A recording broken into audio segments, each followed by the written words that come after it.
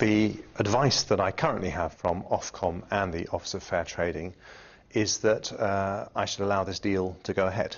But obviously in the last week we have had some horrific revelations that I think have shocked everyone.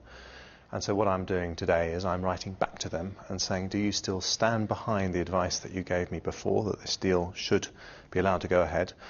Or are there some new facts that have emerged in the last week that would cause you to change that advice?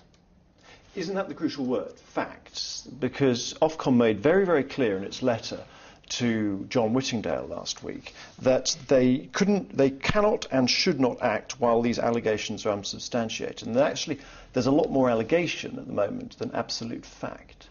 Well, there are a lot of allegations around, but there are also some facts that have become public that we didn't know about before, that have been conceded by News Corporation.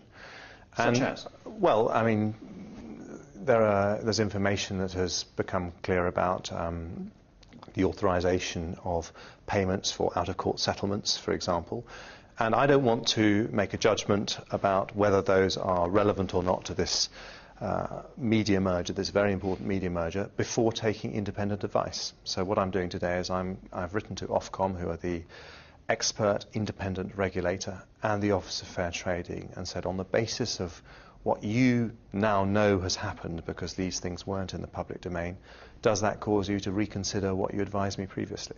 Your critics will say that you're stepping outside of your quasi-judicial role and you're looking for a political way out. Not at all. I mean, what I'm actually doing, because this is a quasi-judicial role, I have to follow a very strict legal process. What I'm doing is trying to give the public confidence that I'm doing this objectively, fairly and impartially. And so I don't have to ask for this independent advice, but I'm doing so that people can see the basis on which I make the decision that I'm going to make, and I think that's why it's the right thing to do.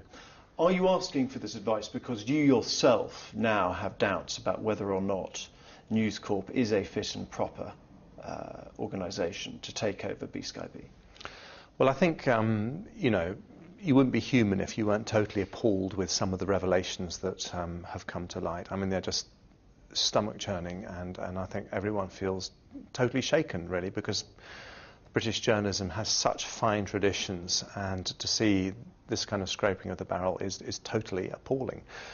The question is whether there are things there that are relevant to the decision that I have to take, which is a merger decision, and what I have to look at is concentration of media ownership, and that's what I want to seek independent advice on.